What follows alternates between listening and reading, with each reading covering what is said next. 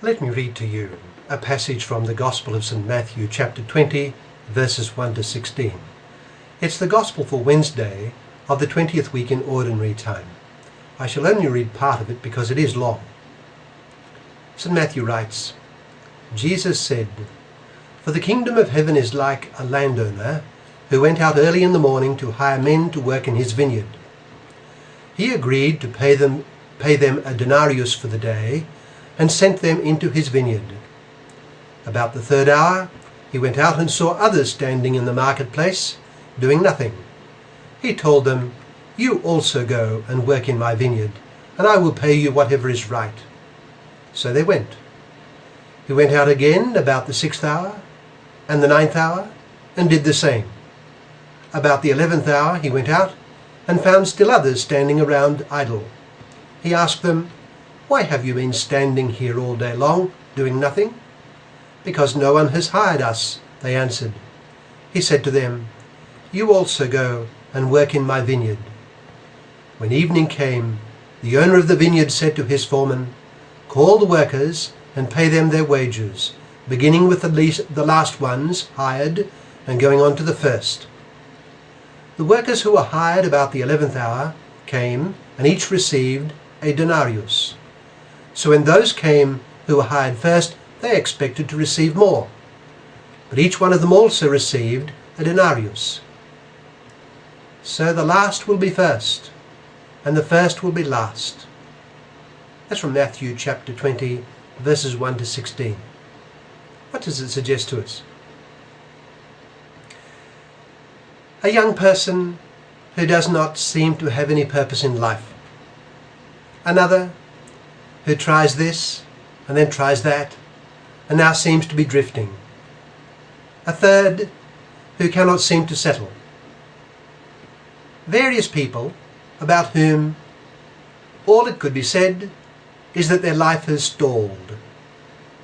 These are snapshots all, and of people who, for one reason or another, are, we can only say, idle in life. Some people, through sheer sloth, are characteristically idle. On the other hand, there are many people who do not wish to be idle, but they have experienced no call, we might say, that arouses them to action.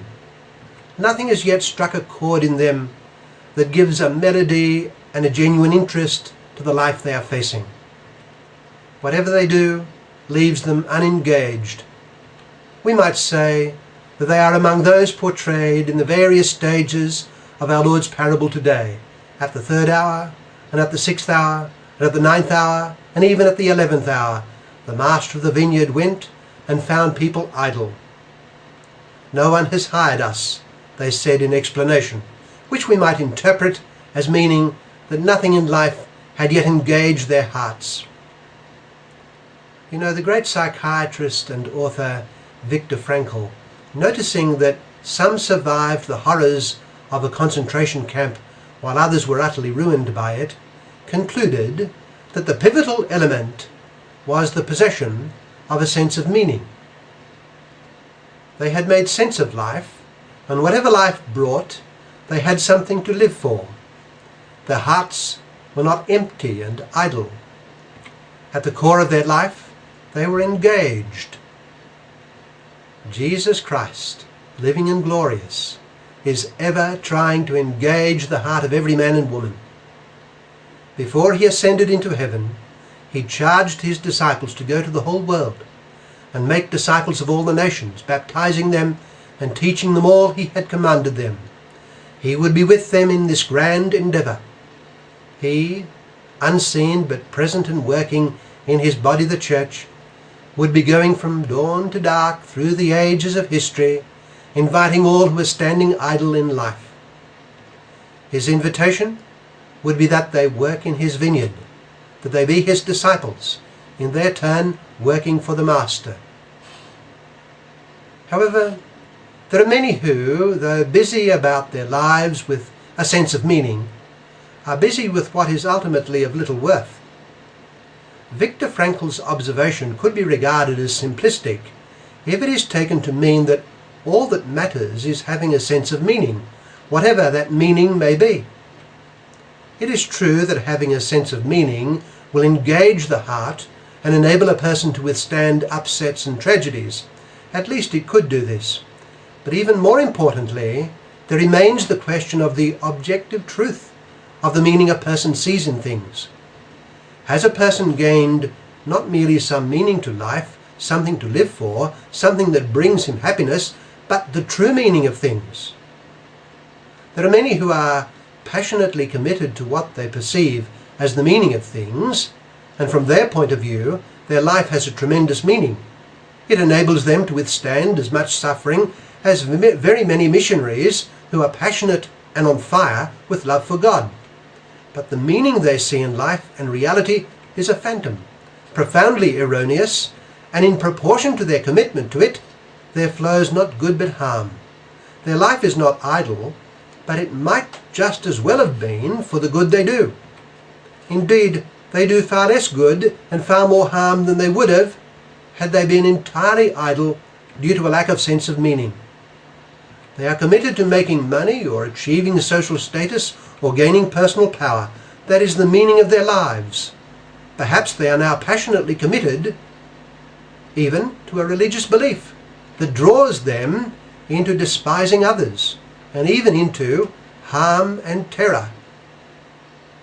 So it's not enough to have a sense of meaning in life, nor simply to have something to live for. It is not enough to be busy in life. Man must attain the objective truth and find his meaning in that. Nor even is it sufficient that he be convinced he has the truth. No, he must make it his business actually to attain the truth. He must make sure that he is not, however sincerely, in error about it. Truth is not relative to me. It is objective. Truth is objective. The terrorist is sure that he has the truth, but he is profoundly in error. To all, to those with little meaning in life, and to those whose lives are full of meaning, Christ extends his call. Come to me. Come to my vineyard. Christ calls each person, whether idle or caught up in ephemeral interests, to come and follow him with love into the vineyard of his service. He comes to issue his invitation at various hours, to various people, at various stages, be it at the 3rd, the 6th, the 9th, or even the 11th hour. He is the ultimate truth, and all that is objectively true finds its ultimate foundation in him. To attain the knowledge and love of Christ is to have reached the foundation and the end. The ultimate in life, the absolute in the world, the meaning of things, is an historical person. That person is Jesus Christ, alive, risen and glorious. He who sees me sees the Father, he said. So let us hear that call ourselves and bring that call to others.